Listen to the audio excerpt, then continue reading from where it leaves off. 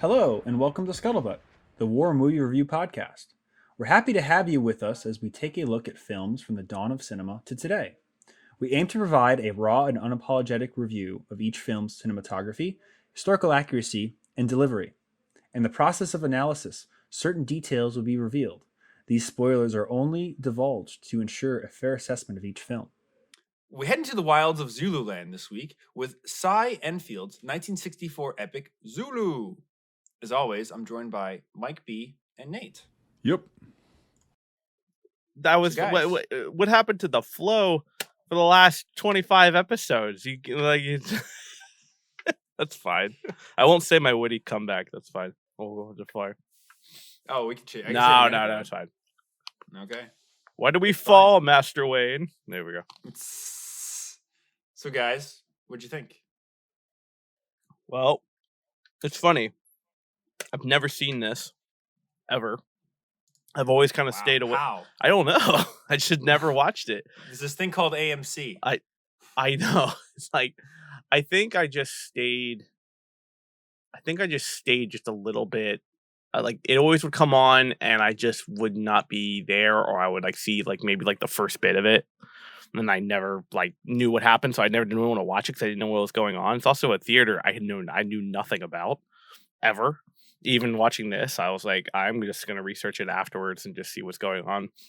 And I knew it was always kind of like the 1960s movie of oh, this is very, very, very favorited by a classic war movie.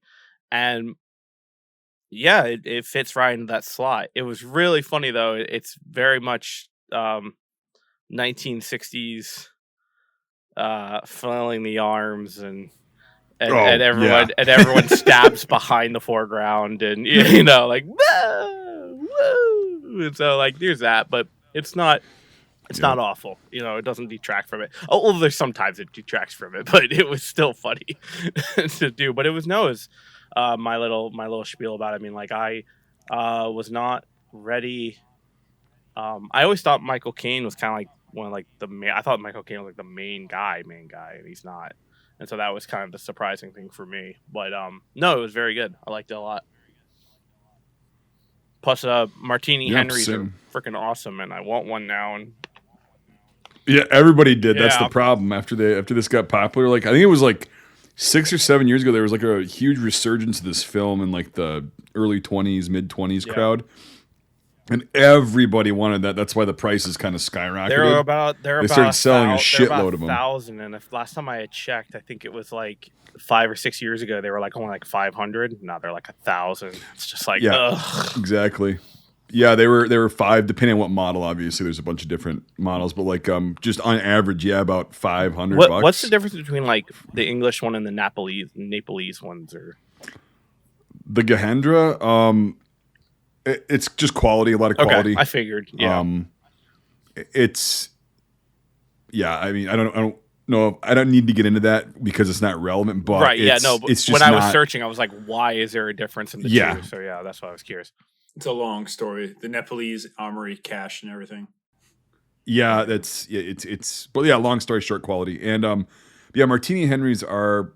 It was funny because at the time they came out in I think 1872, and at the time they were just revolutionary. They were at the top of the charts, and then in 3 or 4 years you get the Mauser, or no, you had the Mauser 1871, and then you get the Beaumont, also the Steyrs, right? Didn't they work on the same principle? That was later, but that was later. Oh, okay. But sounds like 1880s so basically, where you're thinking that kind of stuff comes into play. Yeah. Yeah, the mid to late 1880s, the 1885 and all that stuff. But so the Martini Henry was really at the top of its game for I'll give it a lot of credit and say 5 years, and then it was completely obsolete. Not obsolete, but very outclassed by a lot of other firearm choices. Yeah. But it was still it could hold its. And again, it's about strategy, and they showed a lot of that in this film, which I really did like, because I know basically the very tip of the iceberg about this conflict, and I don't know shit about the uniforms, but I know a little bit about the weaponry and kind of some of the tactics. So I knew a guy back in the day that was just obsessed with this time period. Right, yeah. Had an entire conflict impression. Yeah. That was he had an entire impression of this, which was really cool. But no, so it was cool to watch that. And then like I've watched this a few years ago, but like rewatching it, it's a lot better than I remember. But yeah, it's a lot more 60s than I remember. Yeah. Like the rubber bayonets, the like the absolutely blatantly the fake stabbing 10, 15 feet in the back in front of the camera, so that it's a forced perspective shot, so you think they're closer where they really are. Yep. But it's like but it's so fun. I mean, it's in this case it was like so fun, but like it was overall really cool. And I mean, again, I don't know shit if the uniforms were correct. They look, I guess, close enough for me, but that's all I'm going to comment on. So I love this movie. I've seen it a ton of times since I was a kid, and it's very interesting. And the more that I get into filmmaking, the more I like it. It just has a lot going for it. Also, obviously, it's a product of its time and stuff, and I think that's the only thing it really suffers for. But no, it's a very interesting film. And for its time, the 60s, it's one of the only films that paints the enemy as an equal. And especially with, all the racism and everything and the decolonization of the time, Right. Because the British Empire was in the midst of splitting up in the late 50s, early 60s, And so conceptualizing it like that, they do a really good job. And they show that the Zulu aren't just these crazy, like in any Vietnam movie or anything. It's just like, they're crazy. Right. They're running at your lines, whatever. It's like they have command and control. They have tactics, and it was very nice and cool to see that for a movie that's 58 years old. So, and looked really good. Shot beautifully. Yeah. It's part of that epics. It reminded me of like Lawrence of Arabia or Dr. Zhivago. Yes. That early 60s, like super. Like I don't know if it's 35 or 130 or 120, but like they use that super. Like, I think it's 120 IMAX. Almost. I think it is because it's so wide. Like the way, like we were watching it probably all on the same source. Correct? That 720 one. Yeah. Yes. It felt very wide angled, very crisp, like for the time. Like and I don't mean like. It's hard to say, like when you think like 1960s movies, it's kind of like a toss up. It's like you have really good film quality, or you have 1960s quality. You think of The Good, the Bad, the Ugly, spaghetti westerns, kind of like off colored, like Super 8. But there are some spaghetti westerns that are very clear, very crisp.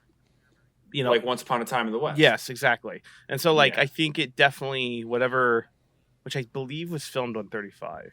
If I'm correct. Yeah, the other ones are shot on 16 and blown to 35. Yeah, so I think that's what allows it to be. I don't know. We're getting to very specifics, but I mean, to hazard a guess without researching it, it's very crisp, very clear, very well filmed for the time and for the process. And so like it's also shot very well in terms of that. It's cinematography wise because it is 1960s static shots, but he do a really good job of. Well, South Africa is also beautiful. Did they? Yeah, that was. I think I knew this years ago. Did they actually film on location? I think they did, or in the area.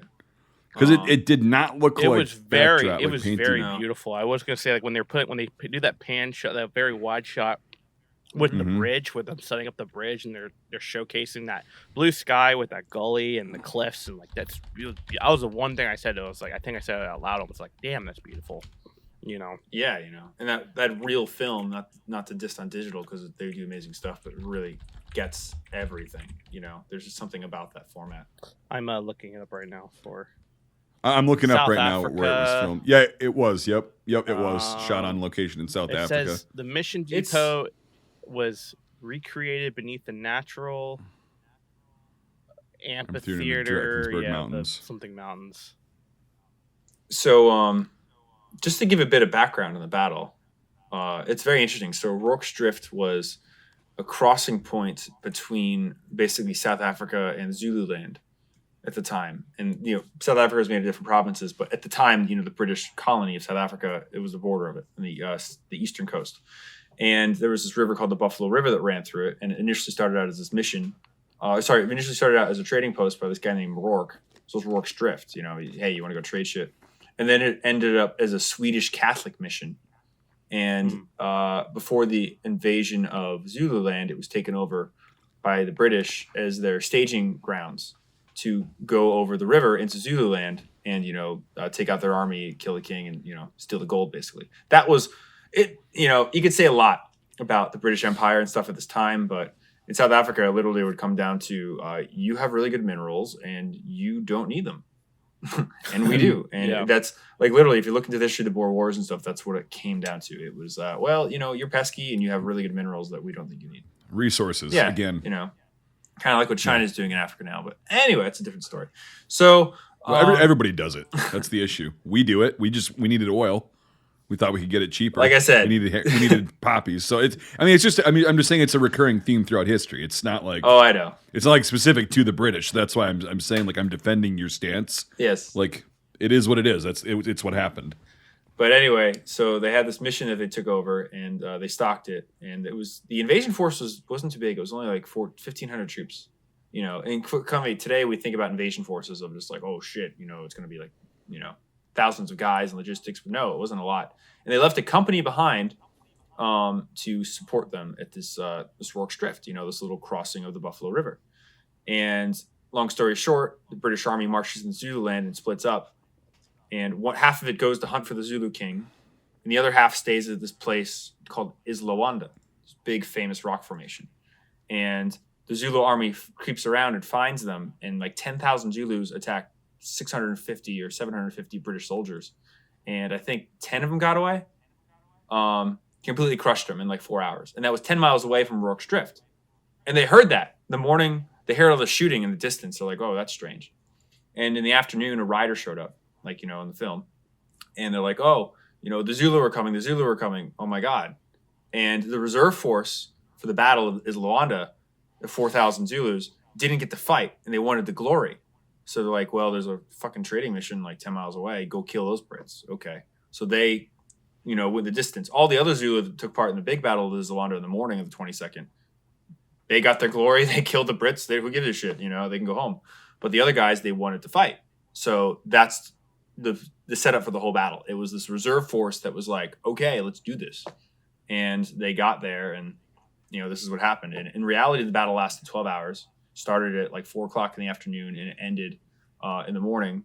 And because they were the main supply base for the army that was going in, they had all the ammunition for the invasion, 20,000 rounds worth. After 12 hours, they had 6 rounds left per man per 200-man force. So 800 rounds left. And in some of the accounts, they're saying guys were switching shoulders because it was getting so painful to shoot.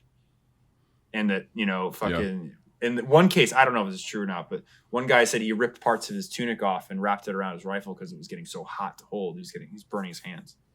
So again, 250 guys, they shot at least 19,000 rounds in 12 hours. I could kind of see that not being total bullshit, but that's kind of some cool facts for the battle. So now knowing that and then seeing what Hollywood tried to depict, they didn't do too bad of a job. Like, you do really get the stress of it. You get the 1960s, like, craziness at times, but it's, they did a pretty good job. Yeah. Compared to the original thing. Yep. Stab, cut. What is that? Oh man, turn around. You got like an 8-foot spear in your back. Oh, damn. Didn't see that coming. Literally didn't see it coming. The film cut and it's right there. Oh God. I had a friend go to South Africa and he picked up some real Zulu stuff and spears and shields and things. Yeah. Yeah. Pretty cool. Hollywood-esque aside, I would say that I really liked seeing the tactics of the era and how it still was very much Napoleonic with those new weaponry and that types, because it's like, it's the same thing. It's the same tactics, but with just a faster weapon in terms of volleys. Like that whole, doing lines of volleys and then moving up, or the almost turtle shaped formation or square formation when they're backed up against a 9-foot wall and they have those 3 ranks and the fortress and their backs are covered, at least in that sense. Yeah, you're still using black powder at this point too, thus like the British were in red and like brighter colors, like the Prussians are wearing bright blue and all that stuff, because it's the amount of smoke that comes out of it, especially with that was the idea. Why? Because you could see shit, really.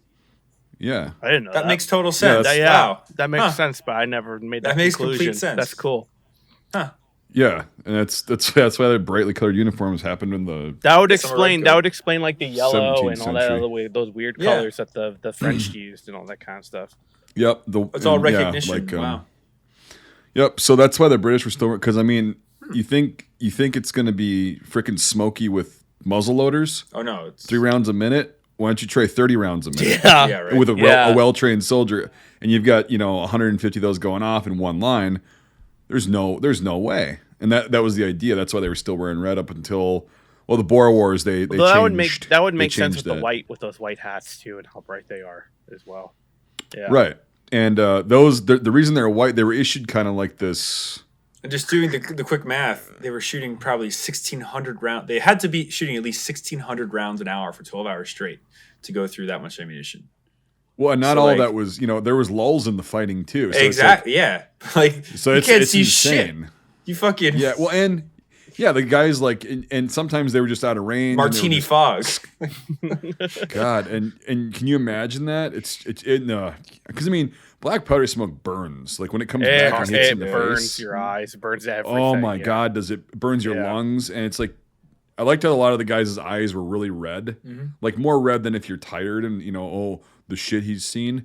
It's like they're really watering. It's like, yeah, your eyes would be fucked Yeah. after even just an hour of that kind of fire with a black powder, a bunch of black powder rifles going off.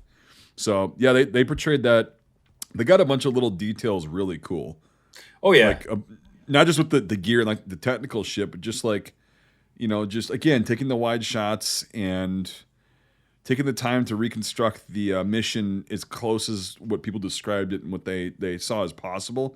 They took the time to do that. The set designers were really good, and then the roles that the guys played. So that's why I wish Sean could have made it, because I have a question like a color sergeant, would that have been a first sergeant at that point? I don't know. I That. believe Think so. so, Yes. yeah. Like, you know what I mean? Like a first So- sergeant, sergeant major, or something like that. Yeah. No, because the color sergeants Yeah. are very the British. Of like all NCO classes of the Victorian era, they were very specialized, and they had the things: quartermaster sergeants, color sergeants, that kind of thing. So, it's interesting. Here's the fact versus fiction. The quartermaster sergeant, the color sergeant in this film, he later became a quartermaster sergeant. Is amazing. He's like your typical Victorian mutton chop, tall soldier. And in reality, he was a badass as well. Don't get me wrong. Mm-hmm. But he was 5'3". Yeah. He was 23 or 24. No, he was 25. He was the youngest color guard in the army, and his nickname from color sergeant. His nickname from other color sergeants was the Kid, because of how young he was. So that was his nice. nickname. So he wasn't this super tall, like he still was the character, Yeah, but he was yeah. this like fucking little like, British bulldog basically. Right. Yeah. That's the best way to put him. But it's just yeah. it's very interesting, and I think that his impression was as tall or as big as his character in the film, that he left on his men. But so Yeah, I kind yeah. of It's a it's symbolic kind of thing, funny. yeah. Like in my opinion, the fact that he's a foot taller doesn't detract from it. No, Because not at all. He was there for the whole battle, and he's doing so much that like that's his legacy. He's just bigger man than he ever could be. And he was in the army and for another he 20 lived years. through it. 30 Yeah, he lived through it. he got out in 07. Yeah. Like fucking just crazy. But it's funny, these little changes. And in reality too, the commander of this, the lieutenant of this whole like garrison, the guy that gets wounded or whatever and doesn't know if he can fight or not, was like horribly deaf. Like this before John the Shaw, army. Yeah, he like before the battle, he couldn't hear shit. Yeah. So like fucking the whole time he's just like, trying to, say shit. That's why Michael Caine's character is kind of important, because he does, kind of like save the day at times, just like in reality. But it's just, funny that these little things you find out. So the Kid and this guy's fucking deaf and shit like that. It's very one thing I will say with the film that really stuck out to me was showcasing the battle tactics, the chanting, the shield bashing, the get the like we're gonna fuck you up, chanting and everything. And it's like, you see that in like, Gladiator to an extent, and that's impressive to an extent of the Germanic tribes and all that kind of things. And there's something very alluding to showcasing heritage and culture, especially of the tribe like armies, that, or clans or whatever. It's like, it's very interesting to see that on film, and to never really have seen any African kind of like tribes or clans or whatever really showcased in film before, at least me personally. It was very eye-opening and very rewarding to see that, and I liked it a lot. Like, I was like, man, yeah, they're like dancing and doing stuff, and it's just like when they start shield bashing, I'm just like, oh shit, all right, yeah, no, I'd shit myself. Yeah. Like 100%. Yeah. I love how, because it's a war dance, and again, if your culture's not accustomed to that, like, I love the singing scene. Yeah, because it's like, it shows they're both warriors, and there's still some great scenes too, where it's like an 18-year-old Zulu kid, an 18-year-old British kid, and they're like, they have bayonet and a spear to each other, and they like don't know what to do. It's like I love that juxtaposition of cultures, because you're from two totally completely different worlds you can't comprehend. Yeah, but at the end of the day, you are now human, and you're in the same instant, the same moment. Like, what are you going to do? All of your experiences have led up to this clash, and that was really well documented multiple times. But I love too how how hesitant the soldiers are, and they're like sporadically shooting and stuff. Like, stop shooting! And like when the Zulu come really close, and then they all throw their spears in the ground and dance.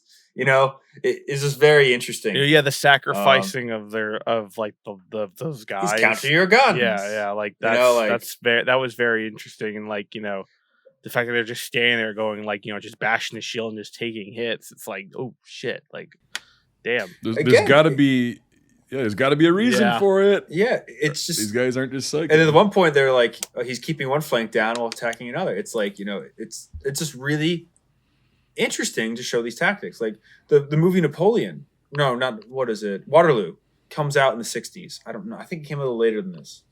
And you see tactics in that because they have to show tactics. Yeah, because it's the fucking Waterloo. Yeah, it's like you have cavalry, this, that, and the other thing, but that's European armies fighting each other. So it's so cool to see like an African warlord like fucking showing Brits how to fight. And that he had to learn really awesome. Through experience. Yeah, it's like you always hear about like the colonial wars in Africa and how bad it was, and like for me, this is like the quintessential African colonial war movie. Like this is a European colonial army fighting natives, and the natives aren't savages; they're smart. They know the terrain. They know how to fight. They know what they're doing. They also have modern weaponry. Right, stealing. Not everyone dies from spears. Yeah, stealing Henry rifles off of guys. Well, they didn't start with modern weaponry. No. Well, it's interesting. So I watched the thing on the battle. They said that, yes, some Zulus had guns, but this was the reserve force that didn't show up at Islawanda. So the guns that they did bring to this battle were ones that they had brought and bought previously before the Zulu Wars. So it would have been older European models or whatever, but it probably wasn't the most modern, like Napoleonic weaponry. musket loaders and things like that. Yeah. Not that, probably early, cartridge firearms. Like Verndals and stuff like that. Shit like that. Late 1860s, early 1870s, that kind of stuff. So it's interesting because again, they didn't go to that battle. Some of them could have had whatever. But it was just kind of interesting tidbit. So that's also why they couldn't have good, as the time was saying, musketry, not good rifle fire. Oh, and the interesting thing, too, is that, so the color sergeant, he lived, he was the oldest surviving member of the battle, or survivor of the battle. He lived till May 9th, 1945. Fucking. Holy crap. Yeah. And this is insane. In 1937, he gave a interview on BBC, talking about the battle on BBC Radio. Can you find that? And it was broadcast. Let me finish. Okay. It was broadcast out to the whole nation, and it was him live talking about the battle. And someone decided to be. They're known for doing this. A lot of stuff is, unfortunately, this has happened to. They thought that it wouldn't, be worth saving, so they threw out the print or they recorded on top of it. The BBC's been known to do that for years. Like every single of their 1960 sitcoms is lost because they wanted to save like 2,000 pounds in the late 70s, and they just re-recorded over all of it. There's tons of issue that was lost. But the BBC had a magazine for people that couldn't hear, for like deaf people, called The Listener. And the whole recording is transcribed in it. Okay. So the whole battle is in it. So at least it's written at some points. Yeah. So he mentions at one point in the interview, he was like, the two interesting things that you could take away from it was, one, he was like, I didn't know why they just started slitting the bags, because they were just bags full of beans. So he's like, if they just started slitting the bags, we wouldn't have any defenses. And they could have literally walked in. Like, so that was one cool thing he mentioned.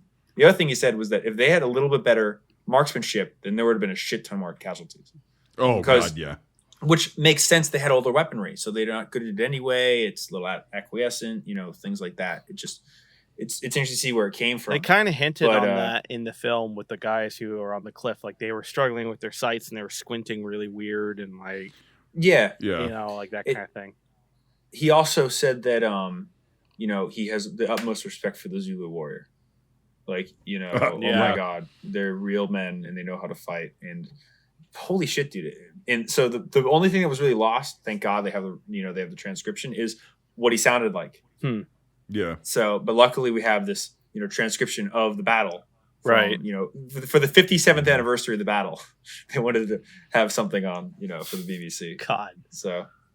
Did you say May 9th, 1945? He died May 9th, 1945. Yeah. That's interesting timing. Right. One day after the end of the Second World War. And he got out of the army in 2007. And then he tried to join again in 2014. They wouldn't let him.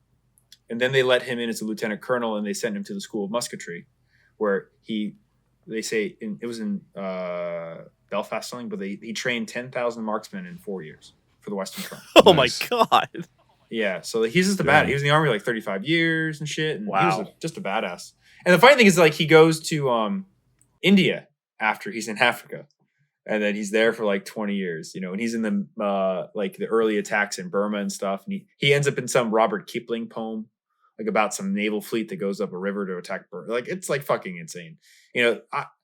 Victorian Britain is fascinating for multiple reasons like this, like just the crazy shit that happened in the explorism and adventurism. But just bring it back. No, this is the quintessential like colonial wars movie.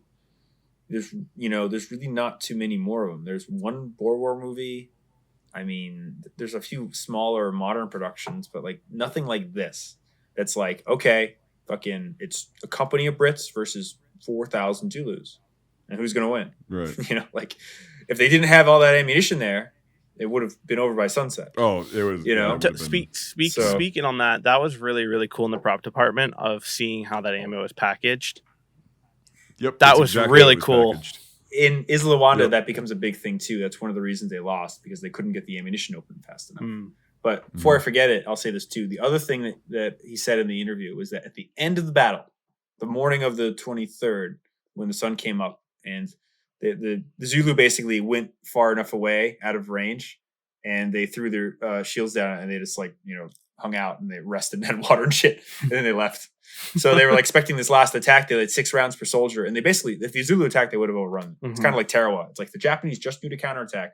They probably could have pushed the Marines into the sea. But anyway, they leave, and he says that the battlefield was full of Milla beans and 20,000 rounds of 4.55 cartridges. And just to think about that, like mixed, and also all the bodies. There. Right, they counted at least 500 Zulu. 17 Brits were killed. That was it. And that visual like image of just like millions probably of beans everywhere along this, probably small site, and just thousands of glistening rounds of ammunition, of spent cases of ammunition, just like, that's just a fucking sight. And obviously they couldn't do that for the film, but like, holy shit. Been like the opening scene of Lord of War. Yeah. Right. It's like, it's fucking insane. You gotta, Well, the interesting thing at that point, they would have probably been using the brass foil cartridges. So if they would have stepped on it. Oh yeah. Yeah. No, it was foil. It was like soft, and they would have just been able to step on it and kind of create a layer of brass on the ground. Like an actual layer of brass, because it's just insane. And they were little fun fact about the cartridges. Do you know who made them? No, who? War orphans. Really? Huh. Yeah. Interesting.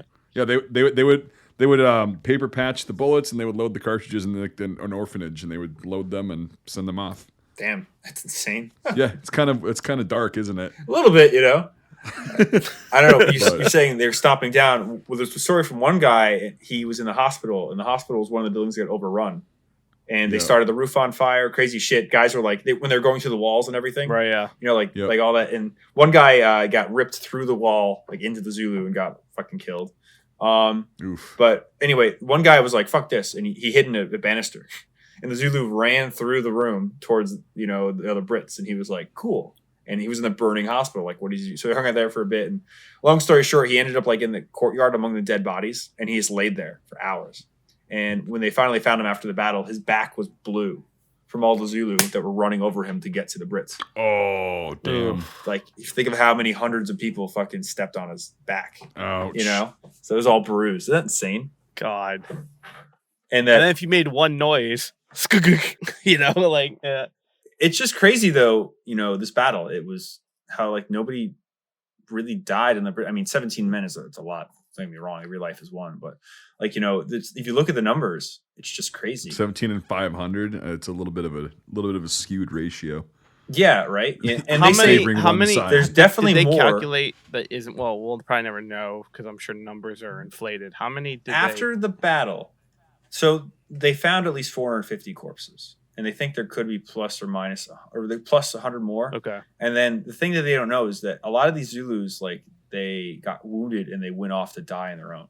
Mm-hmm. So they were saying they were finding bodies around camp for months. Okay. Afterwards, guys getting gut shot and you know. Yeah, exactly. Wandering off, or just getting an infection, like you know what, like leg shot. It's like kind of like Breaking Bad with Mike Ehrmantraut. You know, it's fucking. Oh yeah. I'm not gonna die with idiots. I'm gonna die alone. I'm gonna fuck it. Yeah, you know. So if I get shot, if I'm mortally wounded, I'm gonna go find a nice tree. Like, fucking, you know, away it goes. But and also after the battle, the Brits so the army that like went out to find the king came back to Iswanda and was like, oh fuck, they found 650 dead Brits, and then they came back to Rourke's Drift, and after the battle, and they were so happy to, like, you know, see, oh my god, they survived. And the survivors, it was kind of like the end of We Were Soldiers. They were just like so exhausted they didn't care. They were just like, you know, I'm somehow still breathing. And the next ensuing days, like, they brought a bunch of reinforcements in and they killed any Zulu in the area, men, women, children. And, you know, it's really bad. And shit, the other thing I want to say about the battle too, before I forget, is so the reason that they really left was because the king of Zululand, I can't remember his name right now, had told them, do not cross the river. Do not cross the Buffalo River. Even though we just destroyed the Brits, do not go, like, respect the border. If you fuck with the border, they're going to fuck with us. So that's one of the reasons that they only did it for 12 hours. Because literally the mission's like 100, 200 yards from the river. So they were there for 12 hours and they didn't want to push their luck. Oh, because so it would be fucking with the neighbors. Because they're already going against it. And there's another thing too, that apparently some of these, and this, you know, I don't know, this might be a colonialism because you never know with these things. But apparently some of the Zulu warriors, they would get really fucking fucked up on drugs or get high and whatever. German meth. Like Vikings. Yeah. And then they would go Pervitin. And then they would go and fight. And that's why they were so hyped up after Liswada. They wanted to go fight Brits. So they went and found these other Brits to go fight. And then after the ensuing 12 hours of battle, they were having this huge come down in the morning. So stacking all these things up together, it kind of paints this interesting picture of this, like, an exhausted reserve force that bit off more than they could chew. And, you know, you found the guys with the most ammo. Good job. Yeah. That's what it really, at the end of the day, that's what it comes down to. Like, guys that, you know, they were up against the wall with 20,000 rounds of ammunition in 1879.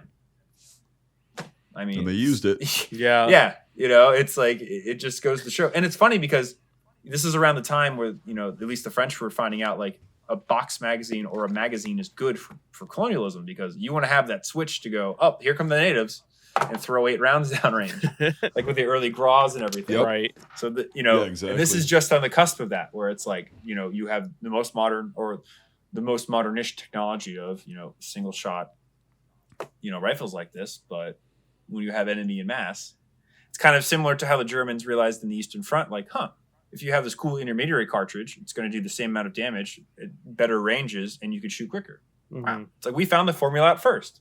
It's like really in Africa is where they found out the formula for this whole, you know, box magazine or a magazine for a military firearm. But right. My tangent's over. No, good tangent. Good shit. I didn't know half of that. Yeah, same. Well, now you've been learning. Now I know. The more you know. I will say if people want to know, just a quick shout out to Henry here. If anyone wants to see the Martini Henry in action, you can go watch Henry shoot a Henry on 9 hole. and he does a really good breakdown of that, and it's really, really interesting to go through the technological advancement of that rifle, even if it was short-lived. Now that I know that from you, Brian, it's like it's really is like a step beyond shoving a fucking lead ball down a fucking pipe and ramming it home. Like it's just so much better to go clunk, pump, think, boom, boom. Like one more time. Well, ding, ding, ding, bunk, boom. ASMR. There you go. Yeah. One thing they didn't do in the film, and I'm not disappointed at all because again the film was really good, but they used to, I think we've talked about this before, because like, have you ever held the 577 450? Either one of you? No. They're fucking huge. Yeah, like, it's comparable to a 50 cal. Yeah, but I mean, like the actual I fucking have.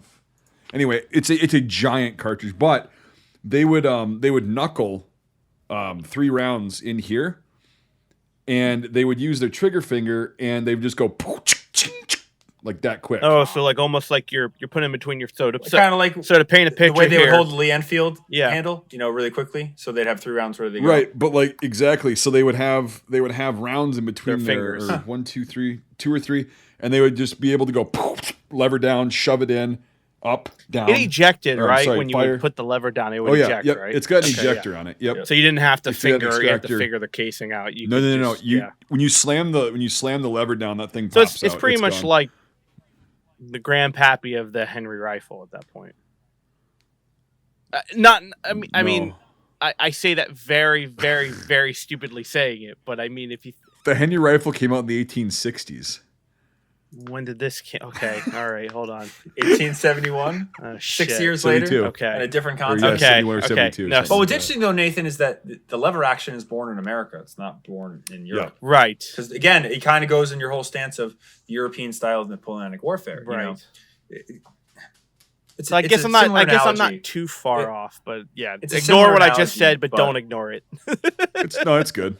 It's good. When America went into World War One, we basically were an army that was ready to fight in a colonial force. Like, the biggest war we had experienced since the Civil War, 55 years earlier was, or 50 years earlier was the Spanish Am War, which really wasn't that big of a conflict, as far as like of continuation. So if you think about Europe and everything, the last real big war they fought was the Napoleonic Wars. It was Waterloo. This is 50 years after that. From World War One. So what about? No. I'm saying that the British Army at this point, Oh, sorry. as far as the weaponry, I guess was similar to the American Army when they went into World War One. Okay. Because of their mindset. Because it had been 50 years since a really big conflict. Right. So, you're just going to have the tactics that work, but the technology gets better, but the tactics don't change because you haven't had experiences big enough to warrant them being changed. Right. It's like even in 1917 and 18, when the American officers and stuff and the AF was going to Europe and the British and the French were telling them what works and what doesn't, a lot of the arrogant ones were saying, and they've using these tactics to sit in trenches for 4 years. And they tried to do open wave assaults like they did in 14, and they really didn't work out that way. Right.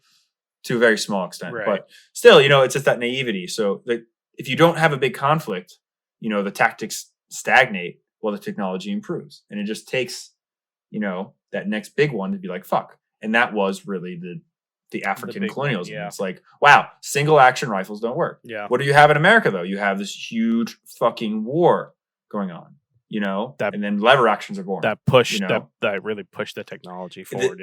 The Franco-Prussian Wars is what really start to push that along. That's what I was about to ask. ask. Wasn't there a Franco-Prussian War that I'm missing somewhere in here? Somewhere. A few of them, yeah. But like that's also another big driver of technology in Europe. The rifle and everything, and why the French really wanted to get the best military rifle in the world, which is the Lebel eventually. Right. Yeah. You'll see a lot of innovation really ramp up after 1871 when that ended. And the bad one. So speaking into that, I didn't realize it was funny. I watched this morning, and then I watched. I'm on a Webley kick, and I'm trying to research the Webley, and I didn't realize that the Webley was this far back. At that point, it's not. It's not. The Mark VI is not that far back. They were using Mark VIs. In what? This? They were in this. They were using Mark. Okay, 6s. and that's not correct. Okay, that's what I thought. Because I was like, I think maybe the Mark 1s maybe be Let me go. the dig a B, little bit. maybe possibly there in There 1970, 1870 There was something. a very early version. We'll get into IM. Yeah, we'll jump in that in a sec. Because there's a really, I don't know if you guys saw it, but they don't all have Martini Henrys. So we'll get into that in a minute. Well, no, it switches every other scene, and yeah, we'll get to that. Yeah, Like, it's interesting. so no, Nate, I just looked it up. We won't get into it right now, but no, Webley's not correct. For Okay, this time I thought period. so. They did have a top break revolver. They did have a that top was break similar to revolver, this, but it wasn't. I saw Webley's in this. Yeah. Right. World War, they had Webleys and stuff. We'll get into it in a little bit. But no, it's a really. But I really movie. fucking want a Webley, and so it's like killing me right now.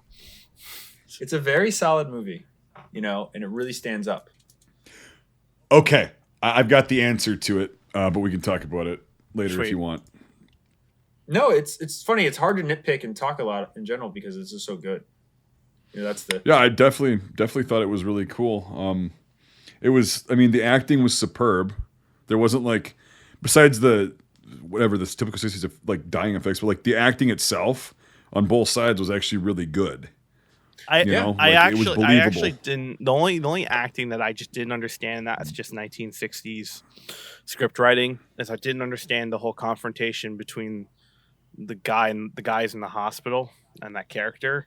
That was the only thing that kind of made me go like, what is going on here? But it makes me think I maybe missed something. What guys? The Hopper or Hook or whatever. Oh, yeah. Hook. Yeah. And Hook. his whole confrontation with the sergeant, that's crazy.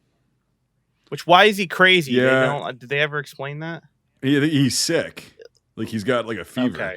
Was that what it was? He's like has like him and the other guy have like a fever. malaria they say he's or sick. dysentery or something. Yeah, yellow. There were like something. There was a company of the Lightfoot guys that was there defending the hospital and the grounds, and then there was about 150 to 200 hospital patients at the hospital. There was there, so Jesus. a lot of them had nothing to do with the regiment that was defending it. And That priest character was So- annoying as fuck. That's the only thing I got annoyed with. So in the real battle, there's a really famous priest who's known as Ammunition Jones.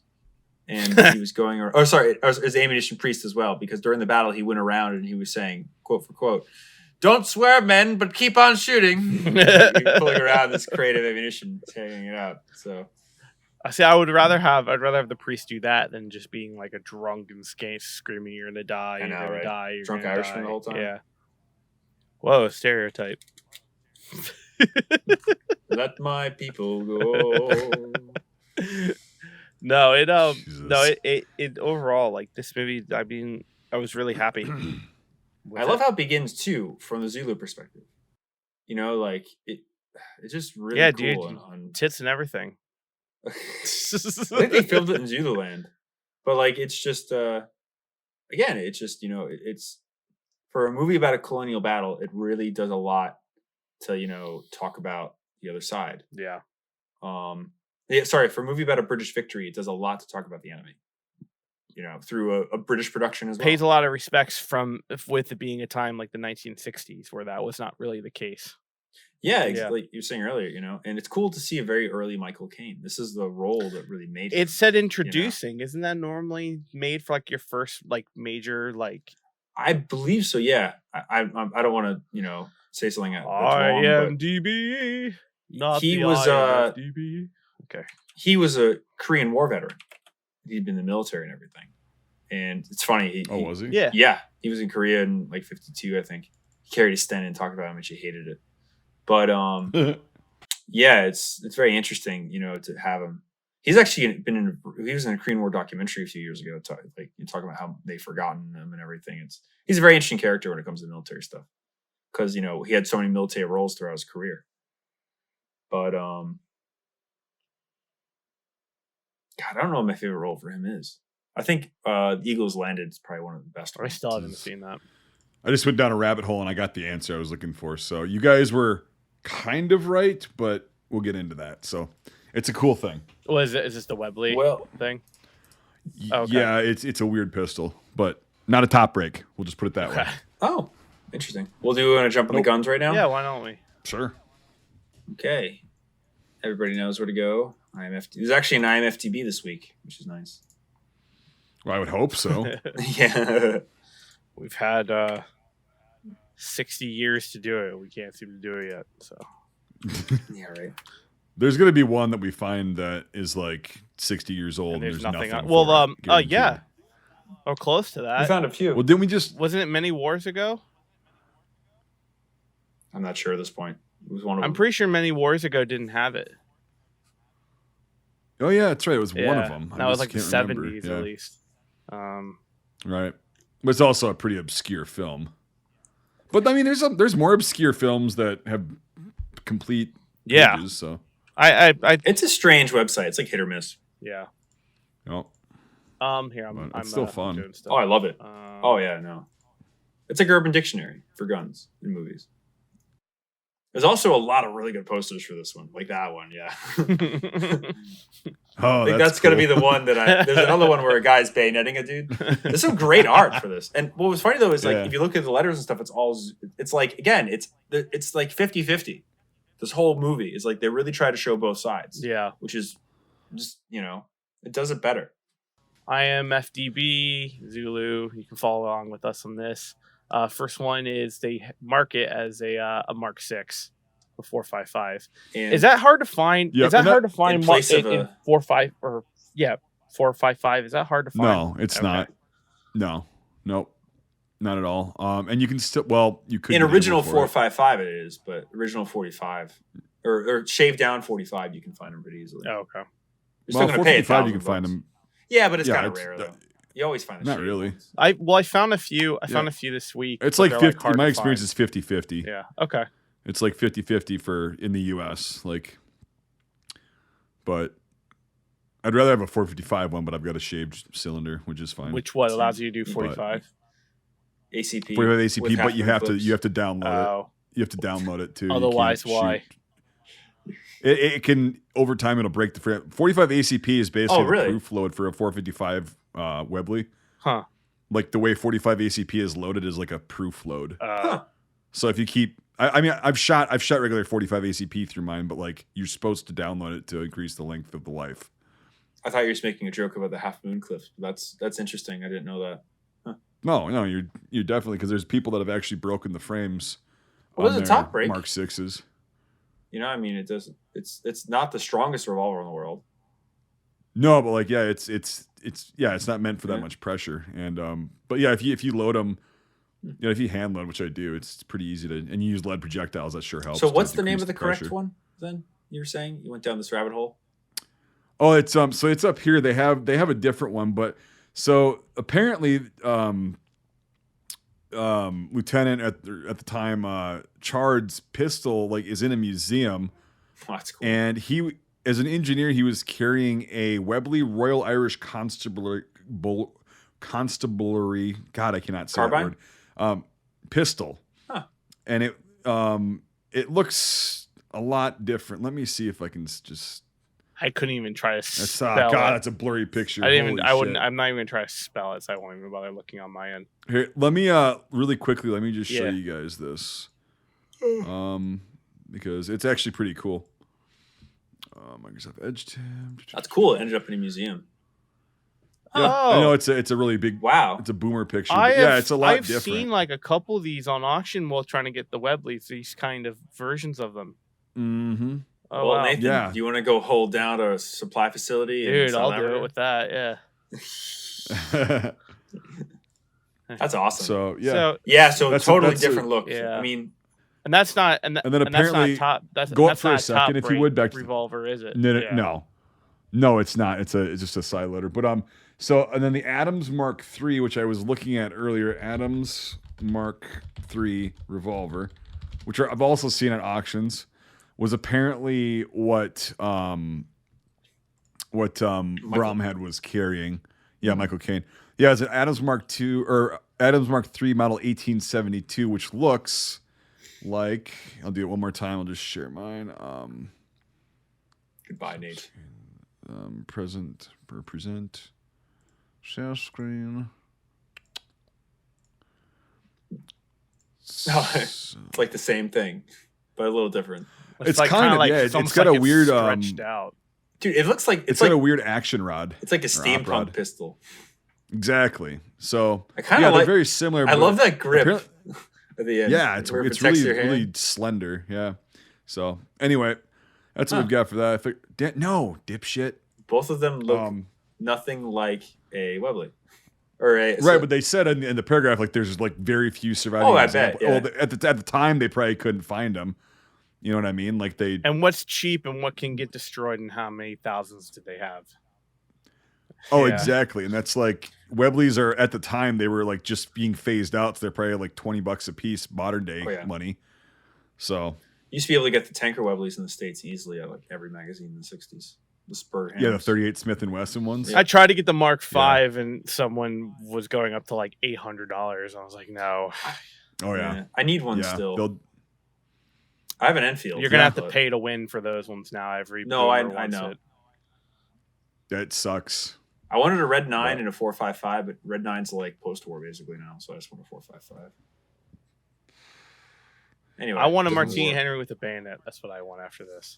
Sean, a buddy of mine, Sean, everyone knows Sean. He had a Afghan bringback Martini Henry that was bedazzled, like all the Formica and shit in the stock, and it was 1871 dated. Really? Or it was very early production. Yeah. He when he was literally could have been in Africa and then went to fucking Afghanistan and came back. A lot of those markings got fudged up on we call them Khyber Pass guns because they wanted to make them more appealing to GIs. This was a real one though. I know what you mean. Not like a broad arrow made in England.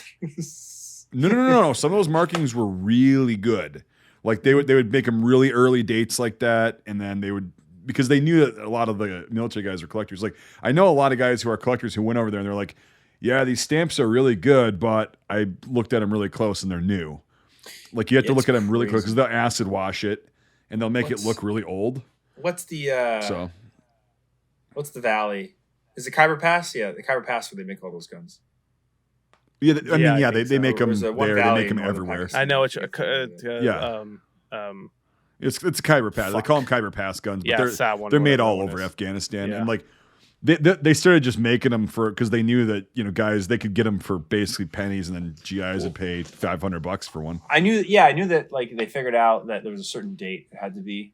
So they could bring it home. That's what Henry did. Which is pre-1890. It's pre-1898 or 98 or 99. But they also figured out that there's a lot of collectors, so they're going to put, maybe his is real, maybe it's not, but like they're going to put like the earliest and the most collectible date on there. Like a LaBelle, they would probably put like 1893 or something like that on there, or 1886, and do all that stuff. And they're really good at it, and they figured out how to make a lot of money off of that. So. Well, Henry he brought his back from Afghanistan. That's his whole thing on his video with that. And, it's cool. I will say, I think it was the Beast that Sean had told me about. I think we had mentioned the same Martini Henry as well, but he had told me that they chop him up into pistols. Yes. And I didn't believe him. Cobras. I'm like, there's no way. And literally, I think it was 2 weeks ago, I did a Matt click. He also sent you the photo of it. Well, no, I know, but Mike, you will know what I mean by a Matt click. I did a Matt click, but someone outbid me. And it was a Martini Henry pistol that was like this big. It was like ridiculous. Ooh, ouch. Yeah. Ouch. I was like, I'll never shoot it. Like it sold really, for like $208 or whatever. That's when Can we go back up real quick, and then I just want to do some technical shit about these particular models that they were using. So they were using, well, that's not a Martini, but like go up a little bit. The long lever and short lever. Yep. So that is a Martini. So, well, yeah, I think most of them were short levers, which is a Mark II, and which is fine. But like they have the Type B barrel bands on there, which would not have been on there in 1879, where they've got the bayonet lug on the side. You'll see if it's from looking at the left or the right side of the gun from the left side. They'll have a bayonet lug on there. No, that's not a Martini. They said it was, but it's those are the Enfields. That's funny as shit. But anyway, so that's just a minute thing, but just something for the listeners to check out. And isn't that what these are? No, those are Enfields. So I thought I was going to say, ones. aren't those Enfields? Those look like Enfields. Yeah. Or number ones. I'm sorry, number ones. Yeah, that's a Martini. So yeah, you see. Well, you can barely see it, but there's like a bayonet lug on the right side of it. Whatever, it doesn't matter.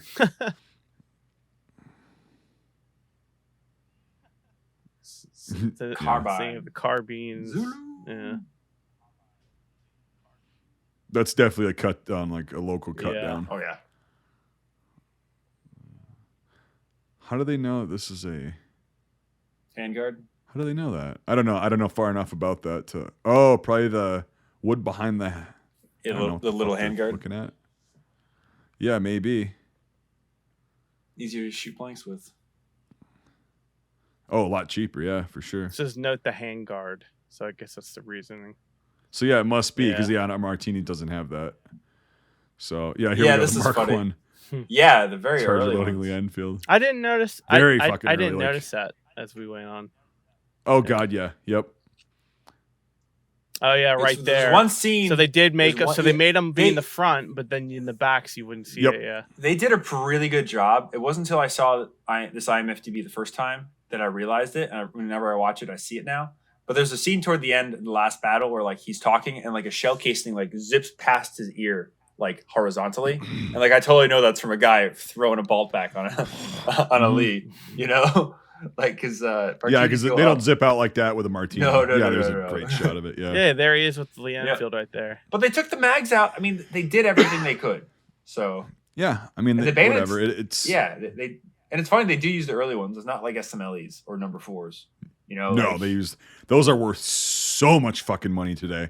Oh yeah, these Mark ones. The number ones, oh my God. Well, it's funny, dude. They filmed it in South Africa. Those are probably the guns they all left in South Africa from the Boer War because they were modernizing to the Charger Bridge, the floating Charger bridges by that point when they came back from the war. So Yeah, those maybe. guns are probably all fucking Boer War vets that just stayed there. Damn it. Oh yeah, Rifled muzzle loaders. Oof. is Luanda. The other so there's a film called Zulu Dawn, as they suggest at the end, which came out a little after this. It's not as good as this, but it's about the Battle of Luanda, and it's got some great battle scenes. Holy shit! But No, it looks like they do the same things. we'll have to watch that eventually. I'm just Yeah. just Talk about skimming that. through it real quick to see what's in here weapon wise. It was a bigger production, but it was a worse production. It's a lot to say about it. Oh, it's that guy Like- from Indiana Jones. They figured out some way to like put in Marcus Brody. colonial politics into everything, and where Zulu is just like a singular event, like survive. All this one is just like the reasons that we went to war with the Zulu land, and it's just like just show me the garrison get wiped out, and let's go.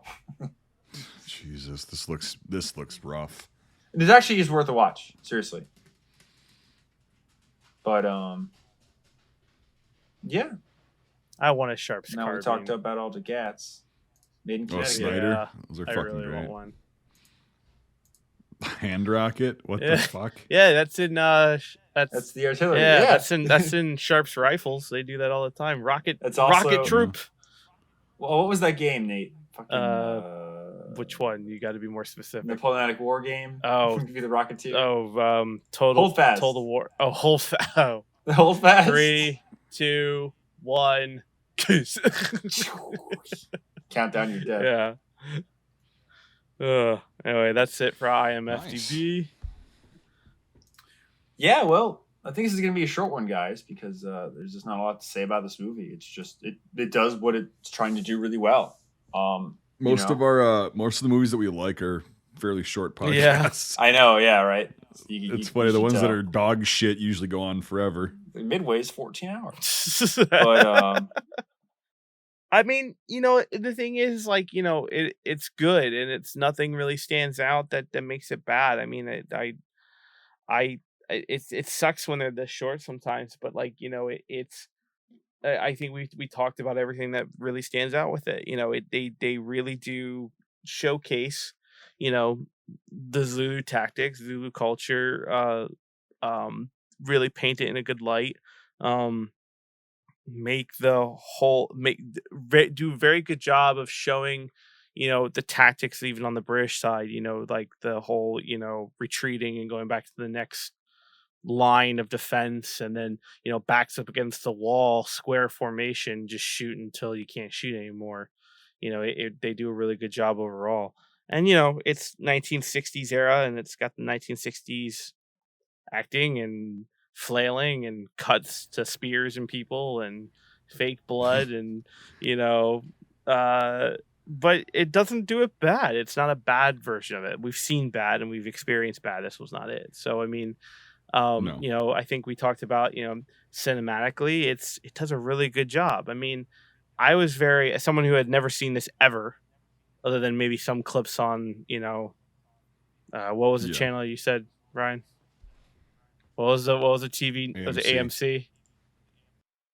Yeah. Yeah. Apart from seeing like clips on AMC, it's like, you know, I didn't really know anything about this movie, so going into it blind and enjoying it, yeah, I mean, I thoroughly enjoyed it, and I highly suggest people to watch it because I think it's going to be one of the very few examples of a conflict like this in the history of this conflict and that kind of era, that in between Napoleonic and I guess for most people World War One. So you know, it's going to be highly worth it. I'm going to give this an 8 out of 10 Screaming Mel Gibsons. That's where I land on it. I really liked it. I really liked it. There wasn't anything that really detracted from it. And yeah, it's 60s and flailing, but you know, and Lee Enfield's, but I didn't notice it until you guys pointed it out. So it did a good job hiding it. Most don't. Yeah. That's why I love destroying people's illusion. People's happiness. Yeah. Because then you can't unsee it. You know? Now I'll forever see it. So yeah, I'm gonna it's like the arrow in the FedEx logo. Wait, what do you mean by that? It's always been there. You just haven't seen it. And once you do see it, you can't unsee it. Look at the E and the X in FedEx. There's an arrow. God damn it. Hold on. It's always been there. Yeah, it has. Welcome to our pain. Oh, fuck. God. Welcome to I can't unsee it now. Now you've been to the other side. That's the business I'm in. You're welcome. I can't. That's the business one just I'm drove in. by my house today. I'm never gonna not see that now. He's pointing in the direction he's not going. Oh my god! Now every time I look, I'm like click on the next photo, and I just see the arrow. I don't see anything else. Oh yeah, right. My god! Oh. Birch. Glad I could help you out. Yeah, it's up. What do you think? I thought it was really cool. I love the continuous fire aspect of it, where they had 3 ranks, where it was literally bam, bam, bam, bam, really bam, awesome. Just I mean, it's basically the equivalent of having a machine gun set up right there with an enemy charging. An 1870s machine gun. The line. I liked the first rendition of it too, where they fired it and then they moved up to push them farther back to make sure that line wasn't kept. That encroaching line wasn't kept going. Mm-hmm. So cool.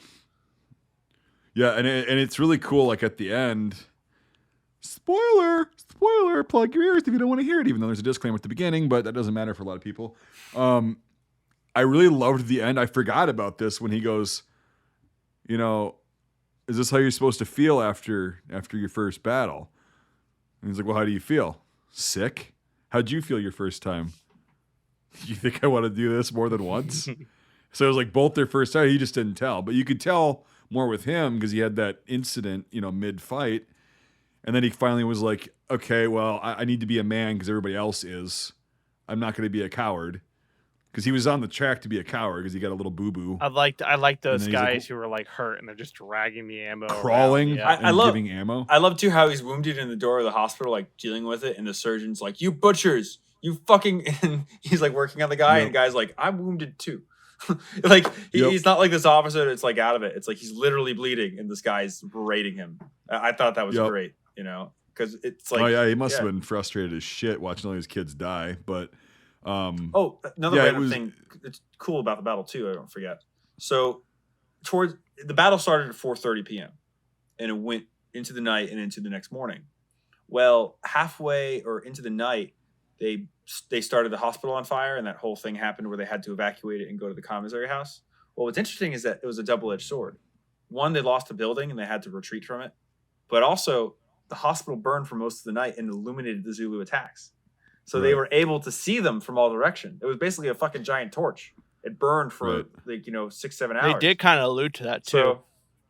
So, So imagine if they didn't start the fire. And they didn't have 20,000 rounds of fucking 4.55 in a shack. You know, it's like, it's amazing when you break these battles down. Like, what is the reason that you survive? You know, like when we talked to Chris and when he was at, Cop Keating, And it's like, Yep. if we don't have ammo, we can't fight. Okay, we got ammo, Get we can ammo. fight. You know, so it's like it's funny that these things, what it really comes down to, you know, command and control and push. Yeah, and the guys, you know, it being their first time, they're just kind of not new, but they're inexperienced lieutenants. You know, it's like Lost lieutenants, the joke. You know, like yeah, exactly. But like they, and you know, it was don't really cool run at to the end radio, because even though they didn't have radios at this time. Is But there a problem, like, I think- Captain Sobel?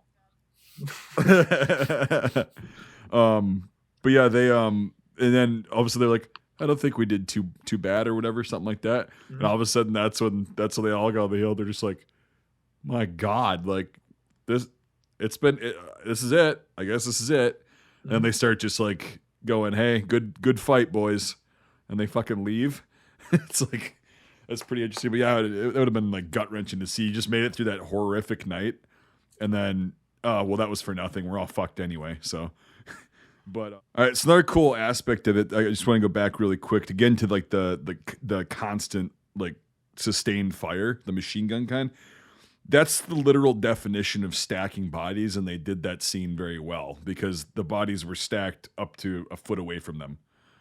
And it's like, can you imagine that wave? Because if they wouldn't have used that tactic, if they would have just been individually firing and they would have just been, you know, randomly, there was no organization to it, there's no sustained fire, they probably would have just gotten cut down. I mean, there's no way. Yeah, volley fire And is so that was incredibly powerful when done well. fast volley, Yeah. like Mid range. I mean, repetitive too. You got 3 ranks, and it's like Getting Man, hit with so- a wall of lead stops a lot of people.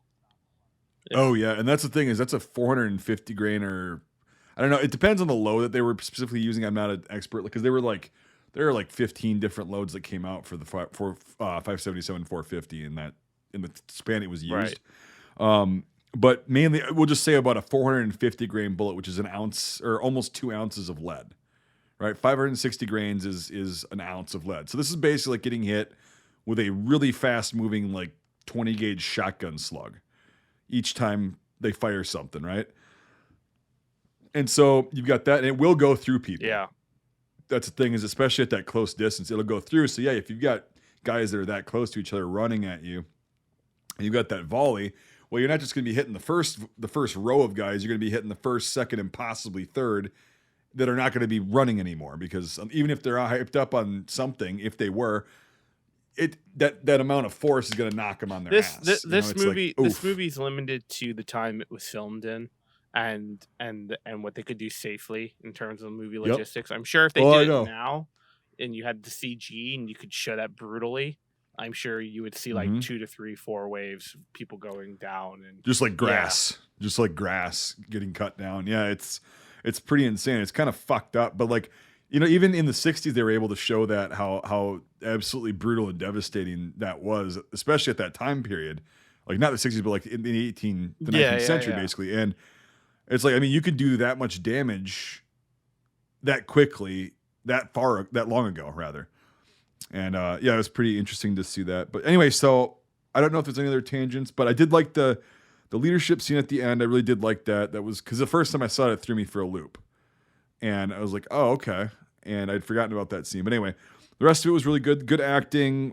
A couple annoying characters, but whatever. You get that with every film. And I love the set again. The set was just awesome. It was really cool. I really appreciated that. So anyway, as far as like historical relevance, I'm going to give this an 8 out of 10 because I love the fact that nobody else, besides that one that you said, that like the kind of weird sequel, nobody else has really tackled this time period, this conflict at all, even since that film, and it's super popular. So I think they did the best they could, and they presented the best they could, and I think it's pretty fucking good the way they presented it. It's really good. And yeah, so it's 8 out of 10, no problem all day long. Nice. And yeah, so just to end it and be a broken record, I'm also going to give it 8 out of 10 for just everything we've mentioned. I mean, the only reasons it suffers is because it's a product of its time. And that's really it. And some of the extras and stuff and whatever. But no, it's an incredibly solid film, you know? And I really recommend that, you know, people go see it.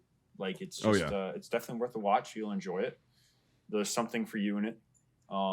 Yes. And it casts light on a very fucked up part of history. but a very interesting part of history too. You know, if you were to learn about the real battle and stuff. So yeah. So you know, Scuttlebutt tip: if you happen to be venturing into a continent to go steal minerals from a nation, make sure that you have a lot of ammunition, because you're gonna need it. You know, That's good advice, Brian. You're gonna, yeah, you know. You hear that, Hey, China? The whole battle, like again, every battle, I think, every siege really comes down to, like a short siege. You know, you don't need real necessities. Is ammunition. Just, you know, can you stay up and can you fight? So if you can do those two things, you might have a chance. So fire and volleys, light your buildings on fire, and backs against the wall, tons of ammunition. And first rank, fire! Well, thanks again for joining us on an episode of Scuttlebutt. Hope you guys enjoyed it. Pretty cool movie. I guess that's the consensus. Love it. Yeah, we'll be back next week with something. Who knows? I've got an idea. Oh, God. Dangerous thoughts. No, here at not at all. HQ. Not dangerous at all. Pretty cool. And we alluded to it in this one, so it'll be kind of interesting. Which one was that? And on that bombshell. I actually don't know which one it was. What was it? Thanks for joining us. If you enjoyed this episode, make sure to leave a rating. Otherwise, Mel Gibson won't stop screaming. If you like this content, make sure to check out our Facebook, YouTube, and Instagram pages. If you want to directly support our work, make sure to check out our Patreon. All these links are in the description below. Until the next time, Scuttlebutt out.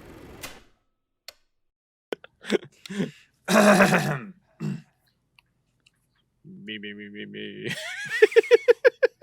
Sorry, guys. See how he fucks it up this Want me to week. go through a whole routine, Nate? I mean, I'm putting them at the end of the episode every time now. So. Oh, really? Yeah, that's what I did last time. I put it at the end. Oh, that's funny. Yeah.